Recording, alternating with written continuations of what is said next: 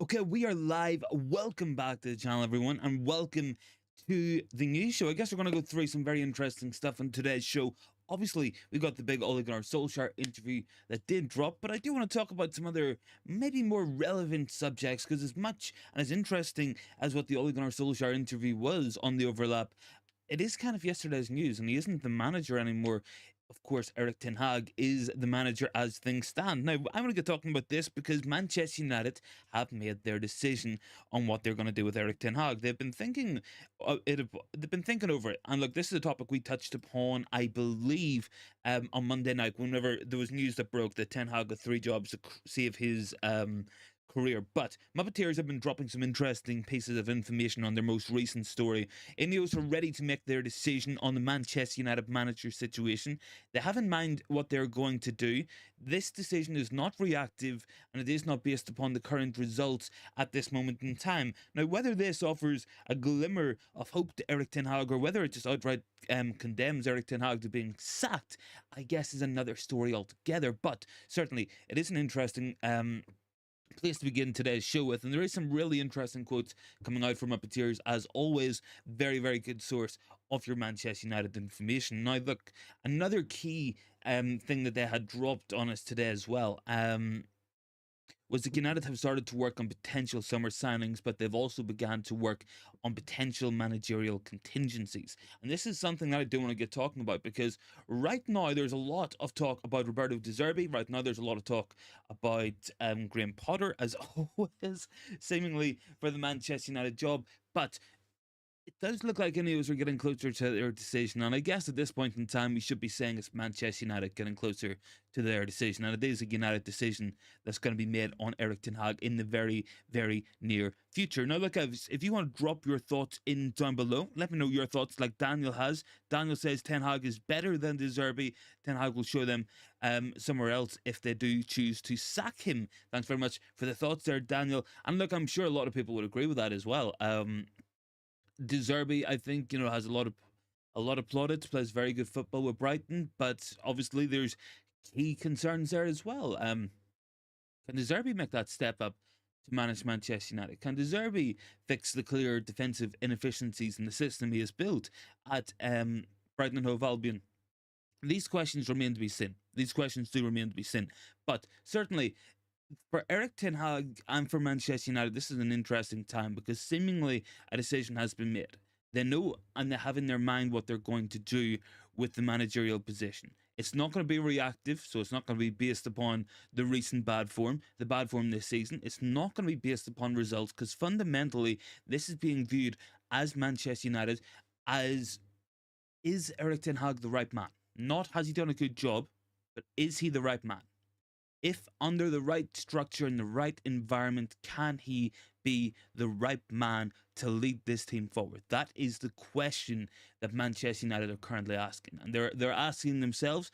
They're coming to a decision on that matter, and I guess it's going to be an interesting couple of weeks to see what's going to happen ultimately with that. But they have in their mind what they're going to do. It's not going to be reactive. It's not going to be based upon what happens at the weekend against Everton. It's not going to be based upon what happens in the FA Cup against Liverpool. It's not going to be based upon what happens against Brentford. They know what's going to happen, and they have their mind decided based upon the fact. And the simple question is Erik Ten Hag the man to lead this team forward, yes or no? That's what it's going to come down to, because INEOS are not filled. They know, looking at it, the environment hasn't been there to succeed. They know, looking at it, the right atmosphere hasn't been there. And it's not just Erik Ten Hag who's failed. It's Ole Gunnar Solskjaer. It's Ralph Rangnick. It's Jose Mourinho.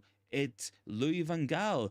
It's David Moyes as well. So plenty of managers have failed in the last 10 years. Every manager has failed at Manchester United, and there's a reason for that. So the question they're asking is not, has Ten Hag done a good job? Not, is he worthy of being in the managerial position based upon the results? It's, is this the right man who, if we empower him with the tools we believe can take this club forward, will make us into a force once again? Will have us winning trophies once again? That's what the question is. Big ups to Stephanie down below. Good to see you, Steph. Thanks for joining in with us tonight. It's an interesting night. Look, this Ole Gunnar Solskjaer interview, very interesting indeed. Some interesting quotes coming out of that, some interesting light being shed on many things at United. I will get into that as well. But I do think the Ten Hag one is very interesting questions indeed. It is. Steph says we're up to 10 likes as well. Big ups for that, guys. I swear a couple of people must be on burners because we got 10 likes and 6 viewers. So I don't know how that's adding up. Oh well, it is what it is. It's one of those. But yeah, look, I'm looking forward to going through this Ollie interview as well. Some interesting quotes coming out from it. I wouldn't mind having a run through as well. And as well, just before I do forget, catch me 9 p.m. on United Agenda tonight. Make sure to tune in for that there one if you can, guys. And I think I'll be on there as well tomorrow as well. Steph says a new regime possibly want a new start with their own manager. Potentially, yes.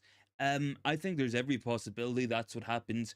I also think there's an equal possibility that Ten Hag ends up staying as well.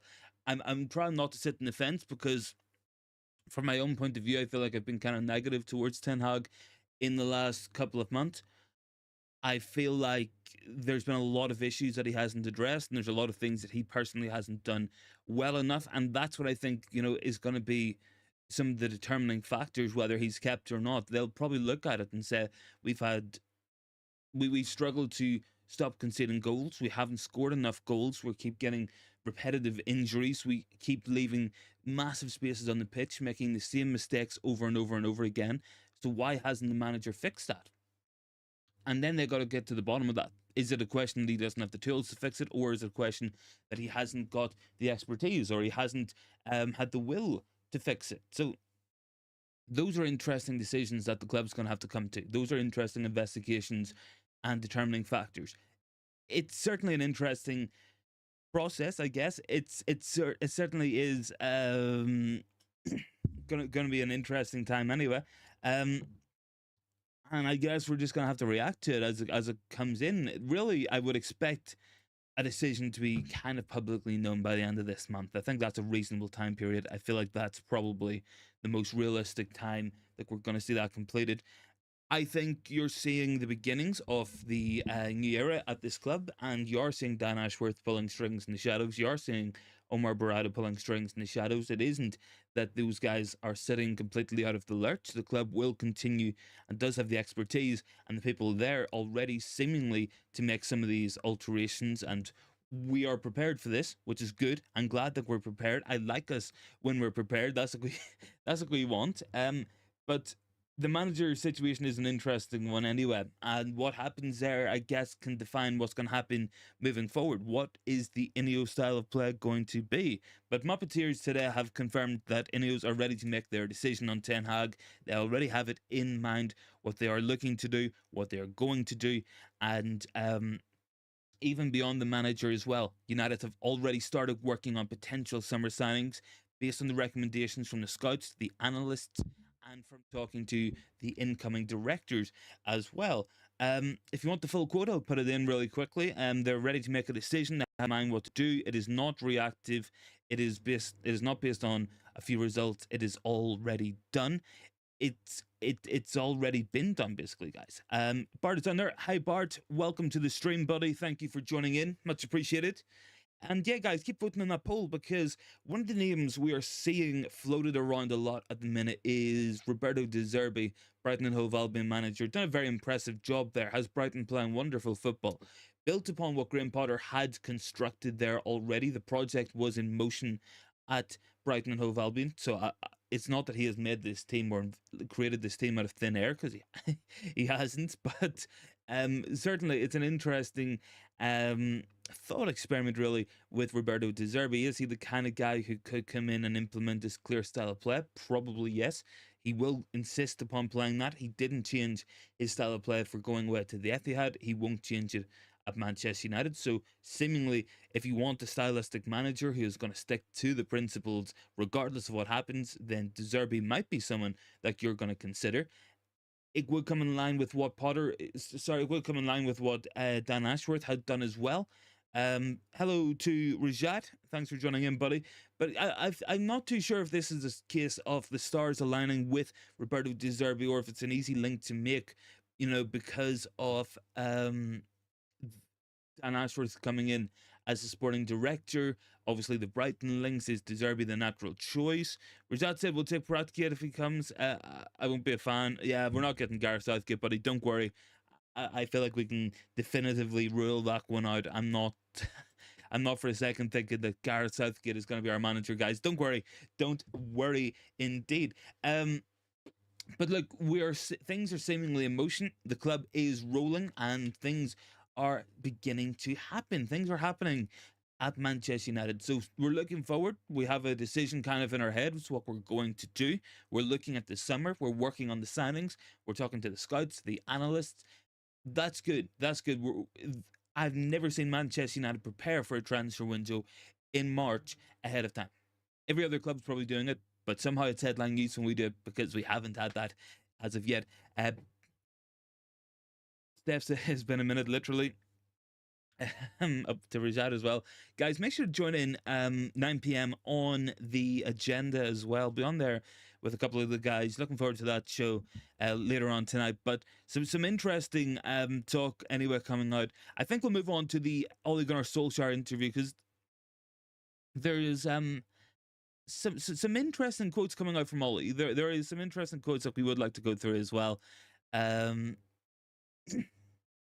And a lot of it, a lot of the quotes do relate in terms of what we're seeing at United at the minute. A lot of it does relate to sacking, of course, but I've picked out some of the more interesting ones that maybe apply to us in this moment in time. One of those, and he's always in the headlines, always a talking point, is Bruno Fernandes, the club captain.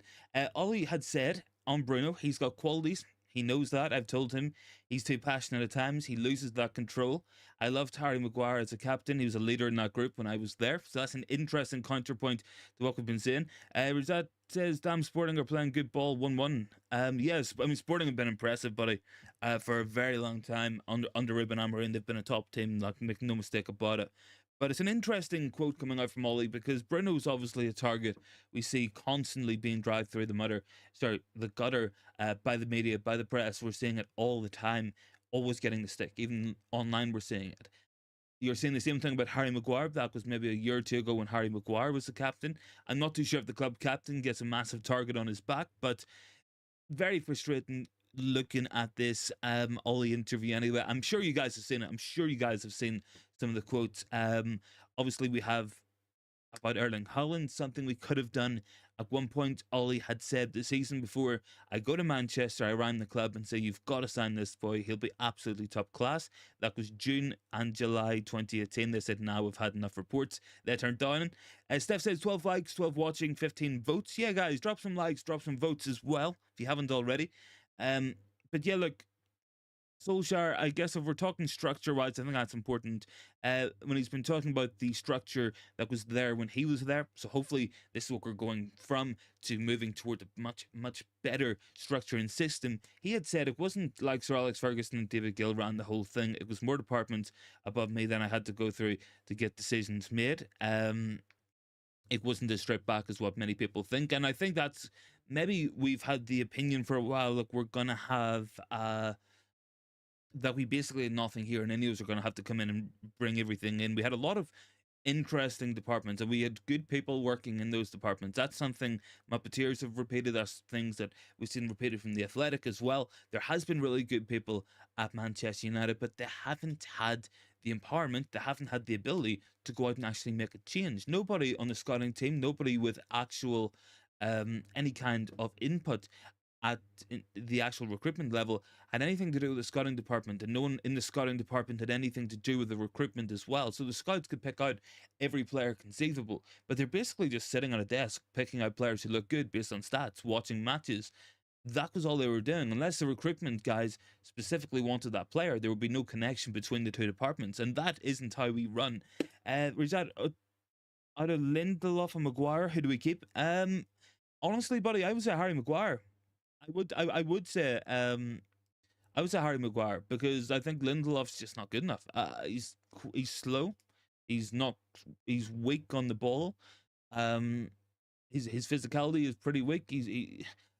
I think we get rid of them both. Honestly, I think we have a real strong case to move on Harry Maguire, Victor Lindelof, and potentially Raphael Varane as well. I feel like Varane's probably got the best case of staying, but he also seems most likely to go as well. So that's an interesting one. Steph says, Ollie, like all managers, absolutely powerless to remove and criticize and recruit players they actually want. Yeah. I mean, we wanted Rice, we wanted Bellingham, we wanted Haaland, we got none of them. The club went with Diego Forlan's recommendation to spend £10 million on Facundo Pellistri, but not Ollie's to spend £10 million on Erling Haaland. Like, I don't get that. Like, I really don't. And that's not a criticism of Facundo Pellistri, but I don't know. I think the disappointing thing about the overlap and this whole Ollie interview in general was some of the attitudes of the players. Solskjaer had said it did seem like some players lost interest, they quit. Most of all, and most importantly, they lost belief, and they lost belief in the fact that they could do that. That was a massive one as well. And he had said on the Watford match, obviously the last match Ollie had before he was sacked, he said, I knew at halftime absolutely 100% against Watford. That was it. The team talk at halftime was about whoever wants to play can play. Put your hand up if you don't want to play. Made a few changes, and a couple of the lads were in tears, apparently. But the only players who came on at halftime was Anthony Martial and Donny van de Beek, who obviously did want to come on and play. I don't know. I remember that match very clearly. It was obviously the last match Ollie had as manager of the club, and I, I don't know, guys. Like it's one of those. It's like we haven't really improved since Ollie was the manager. We haven't actually been at that level. Since Ollie was here, we haven't really got back to it. I know last season was good.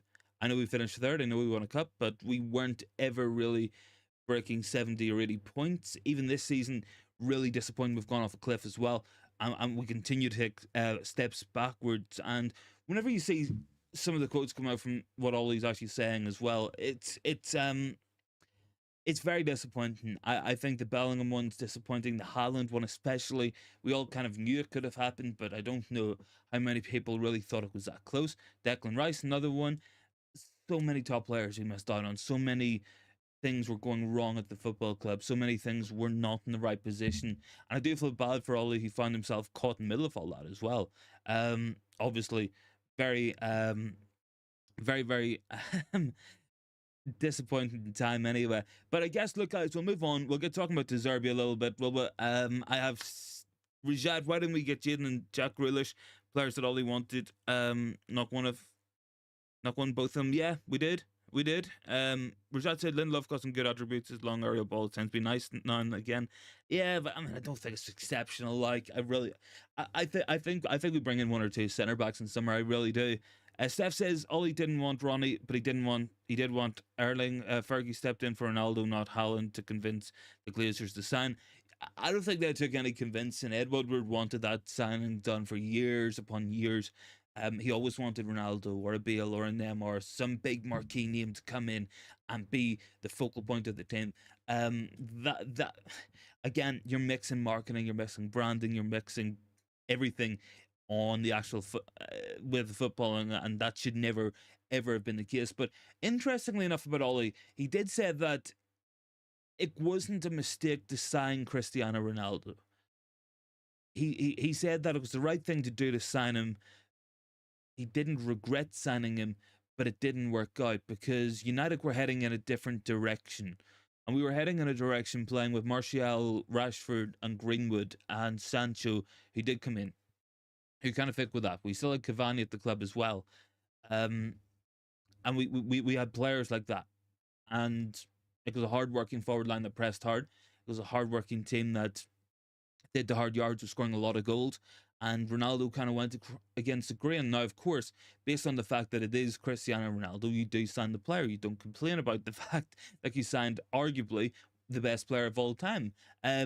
Depending if you're a Messi or a Ronaldo fan, but you don't go against that there. And that was what Ole had said, and I do kind of agree. In the circumstance, you probably do it, and the club probably did it because of who Cristiano Ronaldo was, but they didn't do it with a long-term plan in place. They kind of tore up what they had in terms of a young developing forward line, with Cavani being a hard-working, experienced player leading the line as well, and stepping in, and playing from time to time as well.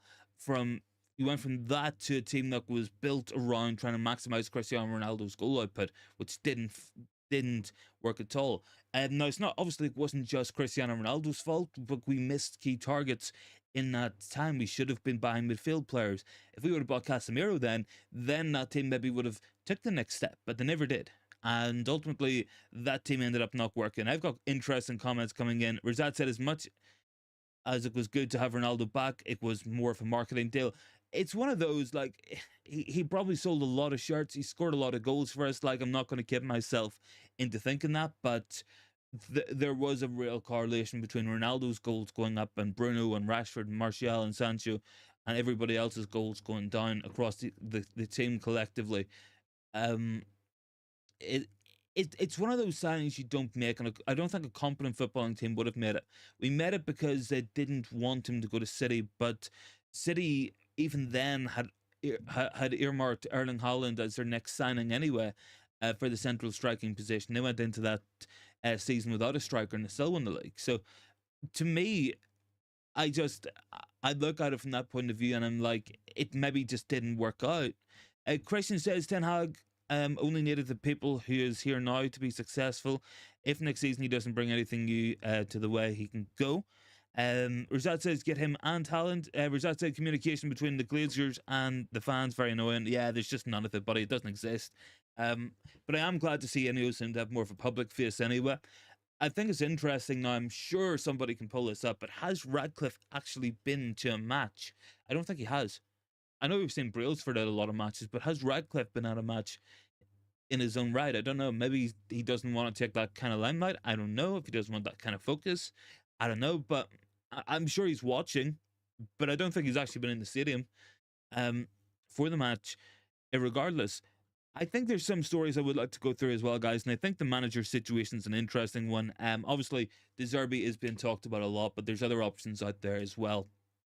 And this comes in line with what Muppeteers were saying in terms of Manchester United's thought process, in terms of their planning and what they want to do. They basically, for anyone who has missed out, they have decided what they're going to do with the manager. It's not based upon the last couple of results. It's not being reactive. It's not saying Ten Hag has to win against Everton, Liverpool, and Brentford, like some channels are out there telling you.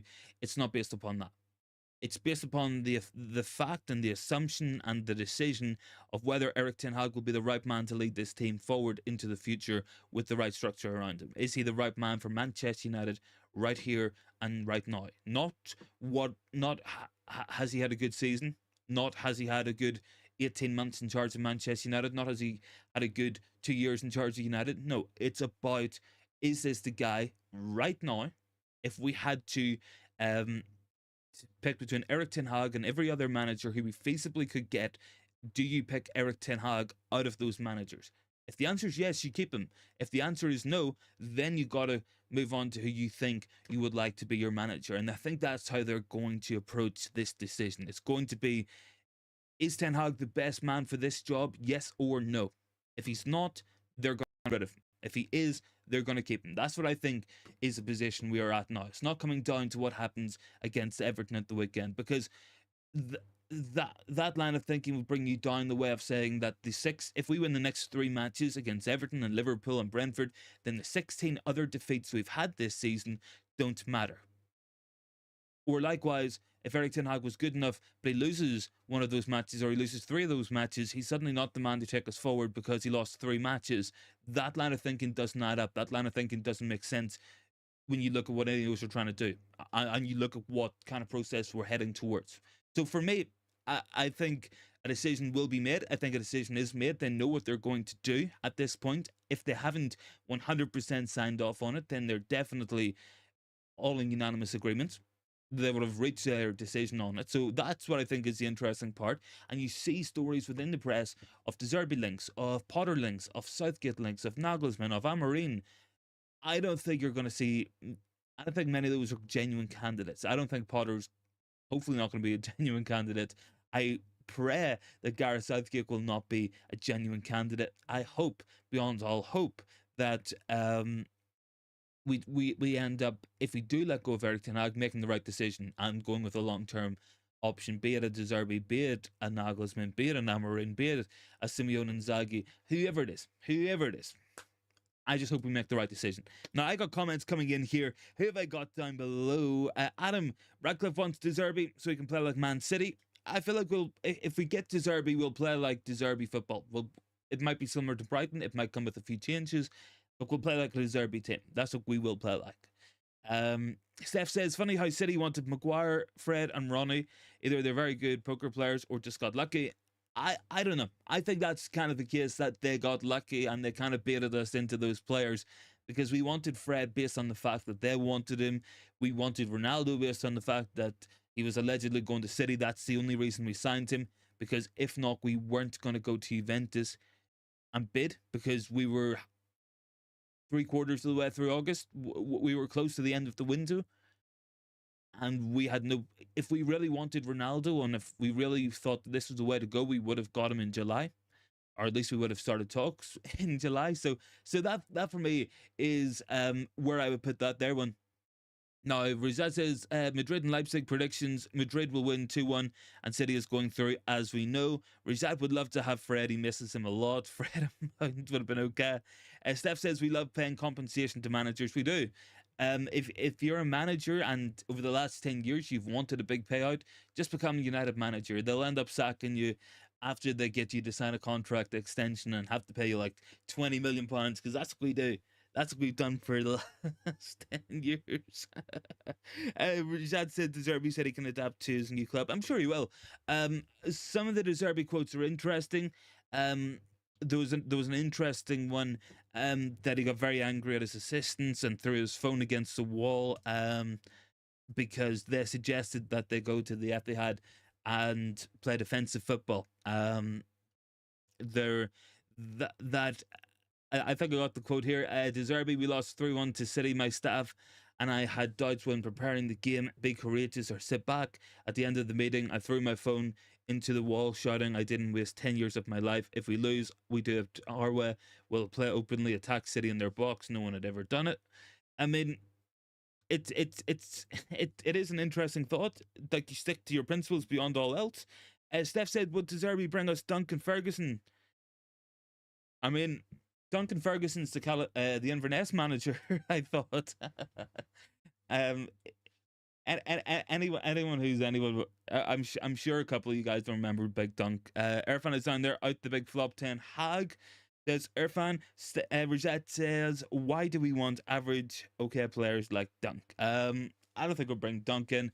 I mean, I like Evan Ferguson, but I don't think we're going to bring him in either, based on the fact we've already got a young striker. And I think it's the same reason why we wouldn't go for like a Benjamin Sesko, why we probably won't go for a Joshua Zirkzee. We're not going to have two strikers under 23. So I think if we're going to bring another striker in, which we should be doing, it'll be someone more experienced. I think it might be someone like 26, 27 kind of territory. And I think from here on in, Højlund has proven himself to be the starter. So I think your striker expectation has maybe gone with someone who can be the short-term striking option whilst Højlund develops, to being the bench option for Rasmus Højlund, maybe playing once a week. Give him the rest. Maybe you go for like a Terra Moffi from Nice. Maybe you go and you look around. I don't think we're going to go for Ivan Toney, but someone of that profile maybe could be a decent option. But certainly, look, I think a striker will be brought in. I just don't think it's going to be a young guy. Bart is down there. Karim Benzema. No, buddy, we're not going for Karim. We're not going for Karim the Dream Benzema. I don't think so. Personally, that's just my line of thinking. I think we'll bring someone in. I do think we'll go for a forward option. It might not be a Premier League forward option. It might be someone from Europe.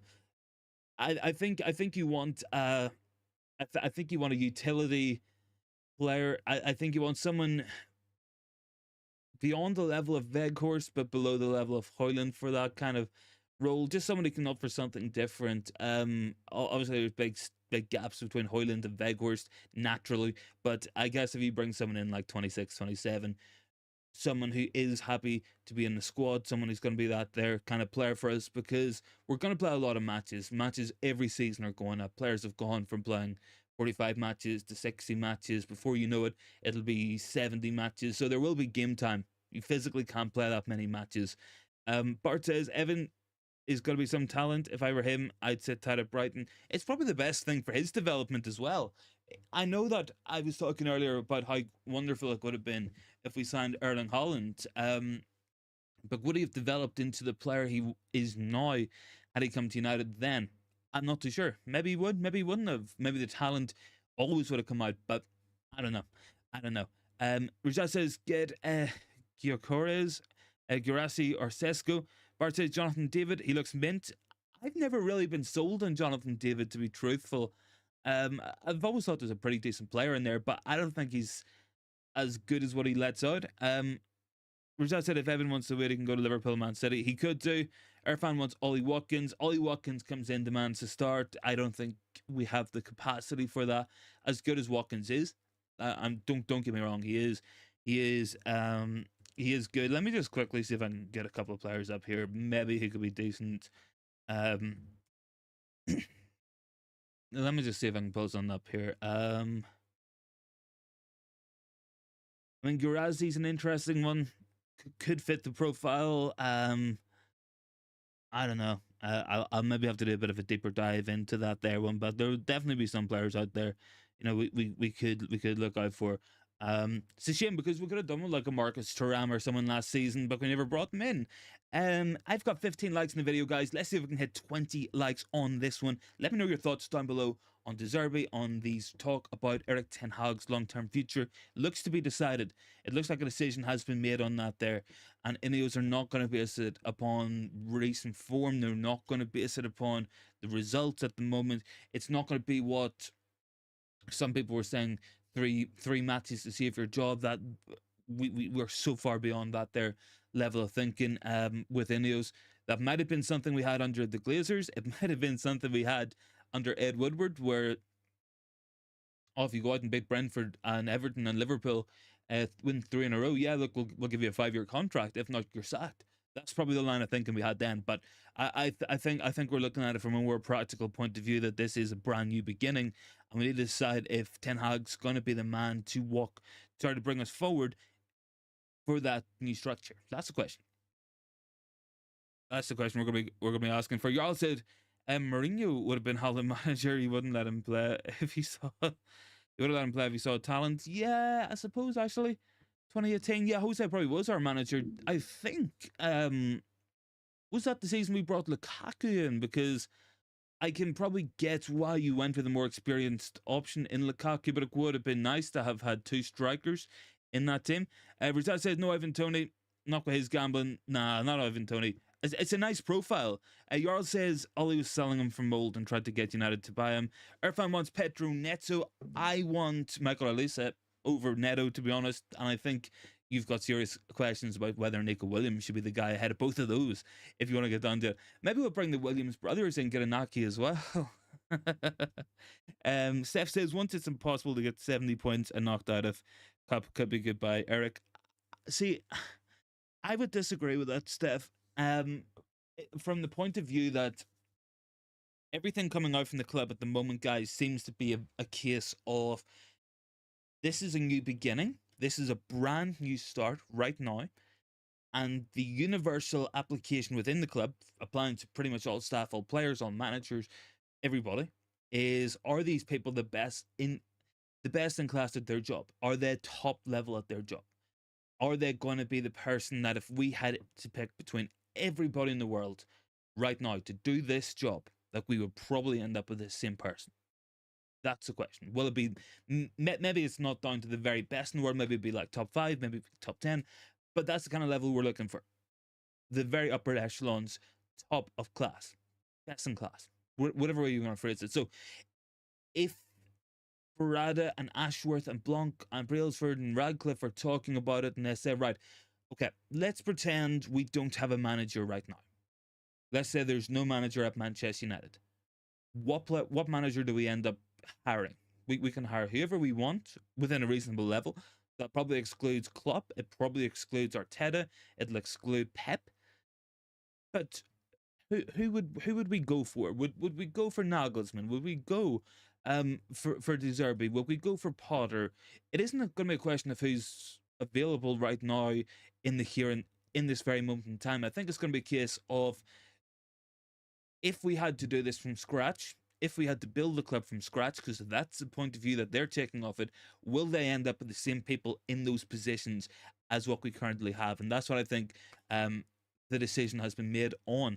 And they've already decided what they're going to do. It's not based on the results, it's not based on reaction, it's not based upon us losing to City at the weekend. It won't be based upon us losing to Fulham. It'll be looking at what steps the manager has taken to solve the issues we have, what he's done with the club, where the progress in play is.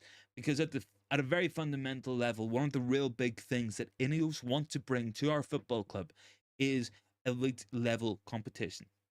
We want to go to the Etihad. We want to go to Anfield. We want to go play Arsenal, play Chelsea, play Spurs, and we want to be able to go toe to toe with them. We shouldn't be plucky United against anybody. We should be Manchester United rolling up, and you got to go toe to toe with us. That's what it has to be. That's what they want it to be, and that's what they want the evolution of this team to be. Because only when we're at that level where we can go to those places, go toe to toe with City or Liverpool away from home, and have a reasonable chance of winning, would you say that we are at the level that we should be? That's kind of where they're taking it at this moment in time. I've got comments coming in. Irfan says Matthias Cunha. I'm a fan of Matthias Cunha. I like him. Maybe not the worst suggestion I've seen either. I remember there was talk about us looking him from Atletico Madrid when he went to Wolves initially. Rashad said, what about Federico Chiesa? I like Federico Chiesa, but I mean, I think the injuries are kind of a concern. I like Matthias Sula if you want a Juventus player.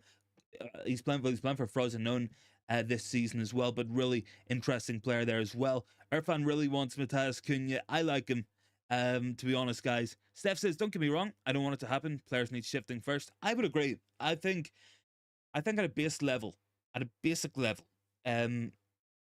looking at what happened at the weekend, that was probably all we could do. The only tactical solutions and tactical changes I would have come to would be to leave more players up on the halfway line, because that means the City have to sit further back. It means they can't put every man committed into the attack, and it gives us an outball. That's probably the only thing we could have changed.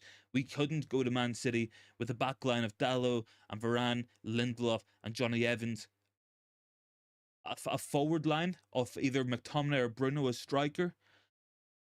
Our subs were Amrabat, Willy Kambwala, and Anthony. Like the gulf in quality is immense. It's absolutely immense. There such a gap in quality, and I think at a basic level the players on the squad is not at a high enough level to compete. We looked like a mid-table team against Man City because based upon the team we managed to put out, that's a mid-table level team. That's the top and bottom of it. We got a goal from a moment, but we were outclassed so easily. Big up Suleiman, good to see you, buddy. Jarl says Ancelotti. Rizal could have took Pep after he was leaving Bayern. I would have loved that as well, man. Because I actually think, did Pep leave Bayern this season before Van Gaal? I suppose, yeah. Pep's first season was Van Gaal's last season. I mean, if there was an overlap there, Pep probably could have come in with that team and done something with it, because the principles of play were still there from Van Gaal's team that Pep could have used. Let me see. Rajat JN. Luman said it's time to go. Wasim says no style of play, no plan B, no plan C, etc. Rajat wants to see Scalvini. I like him as well. Steph says 2 from 20 likes. Yeah, guys, drop a like as well. Jarl says, where at Juventus? I got my eyes on him. Yeah, I'm watching a couple of Juventus players. They got a really, really top level academy as well. There was another young player I was looking at. Let me just double check, because he looked really impressive whenever I watched him last. Good evening to Chat Sport. Rajat, 70 to 75% of the squad have to go. Rajat would like to see Boniface or Sesko. They're good players. They are. Leman says all the managers know the issues and the problems, so an incoming manager should not expect his choice of players, and they should rely on in-game management and tactics. Chatsport said, what does Zerbi bring that Ten Hag doesn't? That's my question to you guys. I think what Zerbi will bring, without a question of a doubt, is an absolute strict adherence to his principles of play. He will not change his principles of play, and he will not change how he plays for anyone. He went away to the Etihad, and he still played the same style of football. he said he would rather lose playing his way than um, lose trying to play another way. So I mean, yeah, I guess that's it. I mean, he's an impressive manager. It takes a lot to do. Um, it does take a lot to have the on ball quality that Brighton team do at the minute. And our technical level at a fundamental level is not good enough.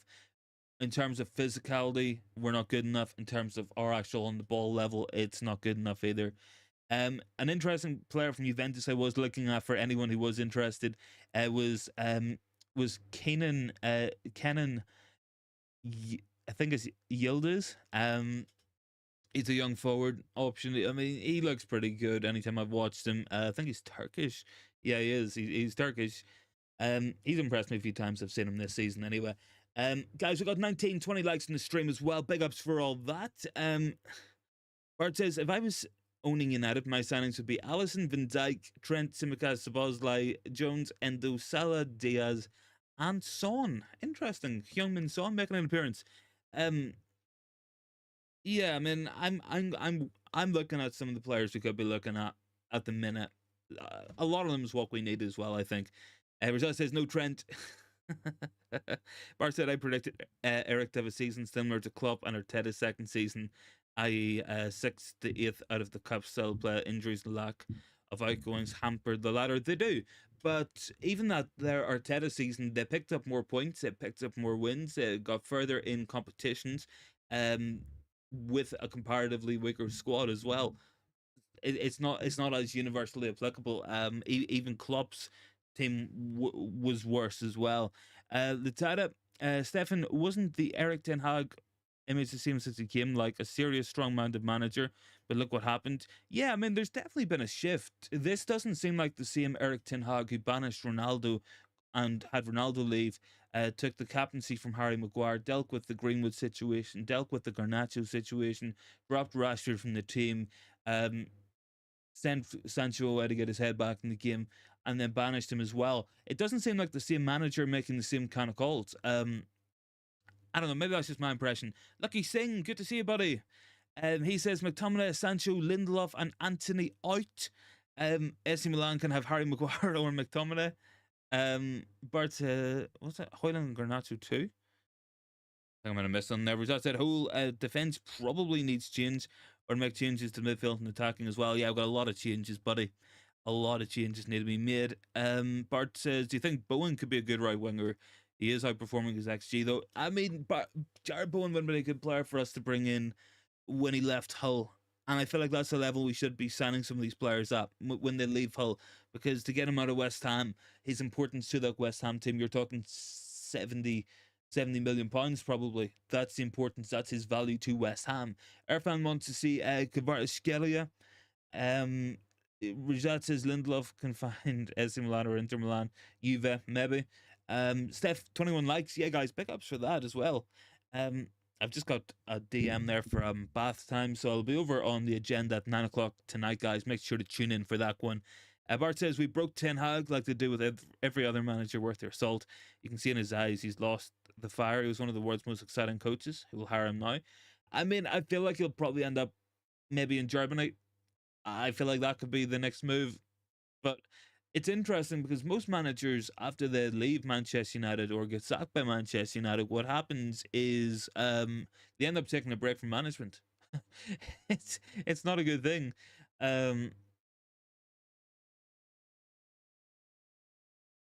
Let me see. Steph said, sorry, Lucky says Jamal will not come. No, I don't think we're going to Musiala. It was saying who's in charge of mentality on the players off the pitch. That is their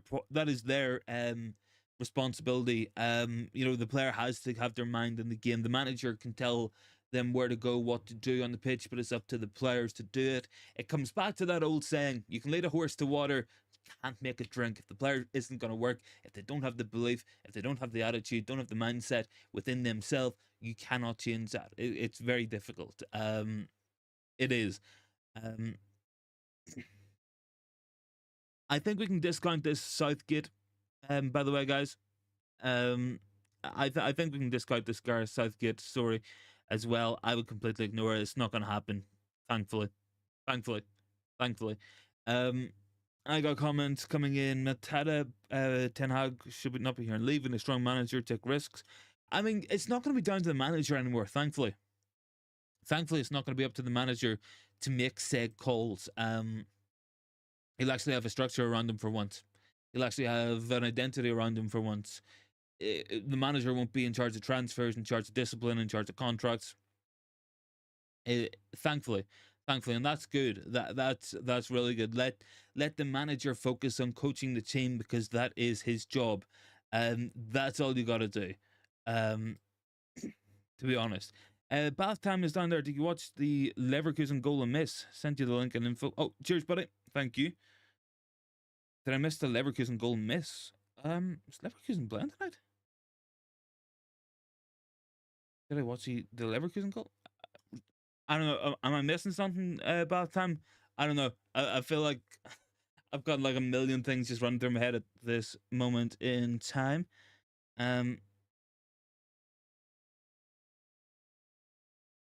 Rajat said we won't get Xabi 100%. Oh, thanks for the... Yeah, I've seen the DM there, buddy. Thanks very much for that. Lucky Singh says Jamal Musiala, Nicola Varela, Elisa, Serginho Desk, Paulinho. We need their mentality. Irfan wants to see Santiago Jimenez. I don't know. I don't know if I want I mean, Jimenez has scored a lot of goals for PSV. Have we been burned enough times by Eredivisie players? I don't know. Maybe something to look into. Rajat, Paulinho, Onana, Kimmich, Zubimendi, nice players to come. I don't think we need that many players. That time, in the interview, Kane and Ollie go on about the Leverkusen game at the start.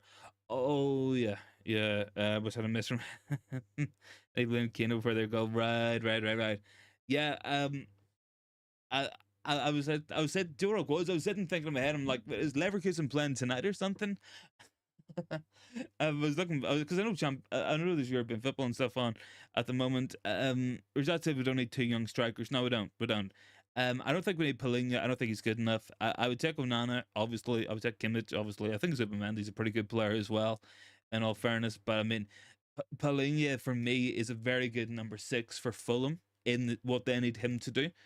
But our needs and our requirements for a number 6 are a lot different than what Fulham need for their number 6, and that's just at a basic level. Obviously, a destroying type midfielder, that's good for Fulham. You know, they need to win the ball back. That's their modus operandi. It's not what United gonna need. It's not what we need.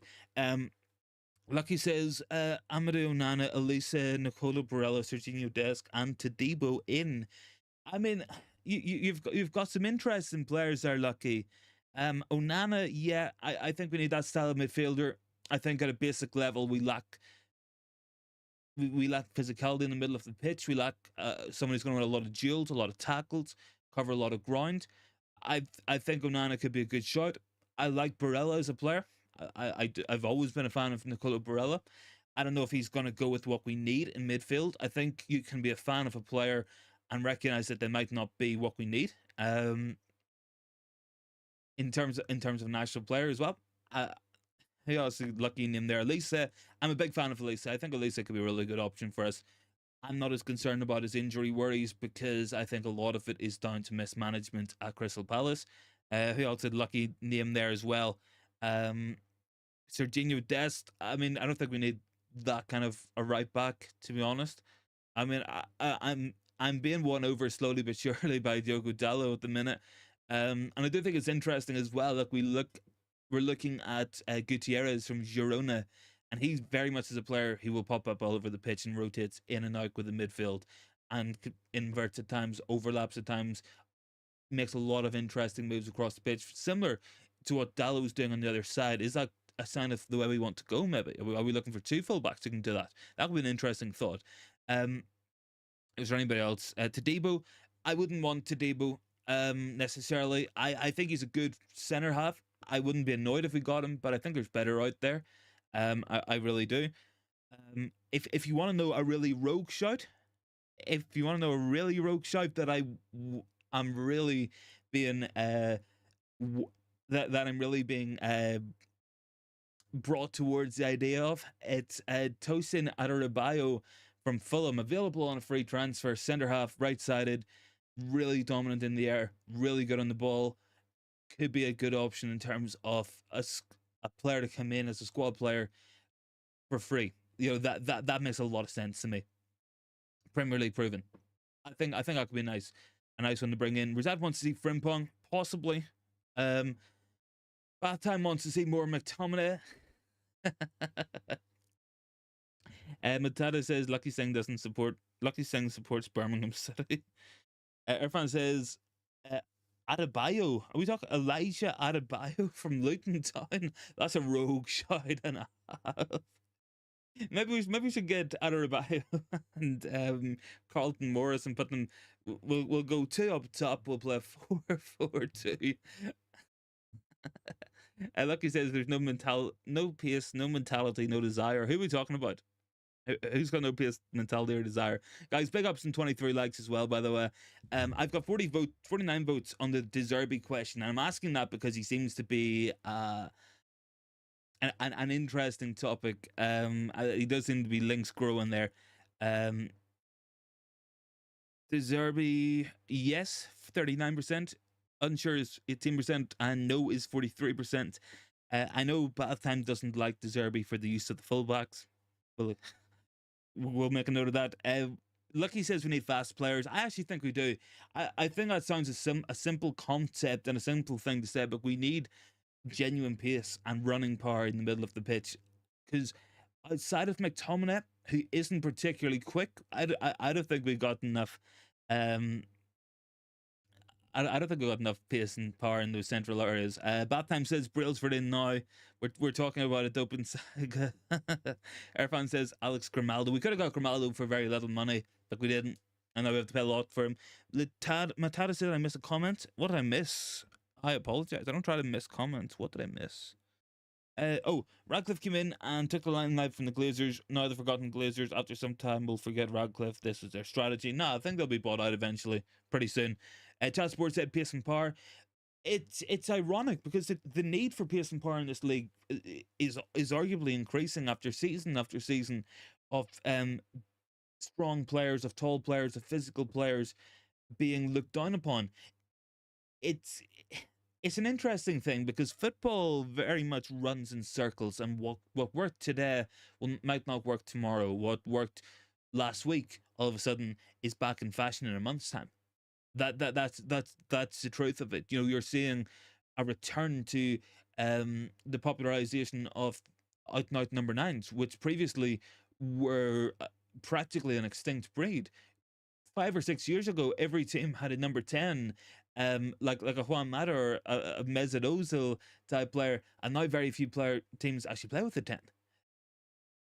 Before that, there, you know, you had like in the 1960s, they were kind of building up in like they called it like a WM, but even that's like a build-up structure you see starting to come back again. Now things come in full circles. It's interesting. So the pace and power is definitely a really big argument. That's definitely one I agree with. Rajat wants to see Balde. Rajat in a Champions League quarter-final. What have we got? Lucky we need reliable places. Yeah, we do. I like Tapsoba. Rajat says Tosin Adarabioyo came from the Man City Academy. Yeah, I knew I recognised them. Well, that's probably where he's got on-ball quality from. Probably. What have we got here? Latata supporting Arsenal in the league. Lucky fast players. I think it just gives you different dimensions. I mean, it would have been unthinkable if when Pep Guardiola came to Man City, he would have told us that the best team he could build would be with a 6'4" striker, playing 4 centre halves across the back line, playing with a defensive midfielder and genuine wide men as well. I mean, football comes and goes in full roundabouts. It really does. Lucky says link up play.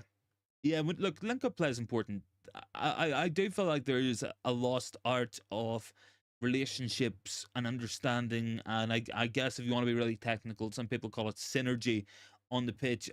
And I think it was Bath Time was saying the same thing to me yesterday. We were talking about an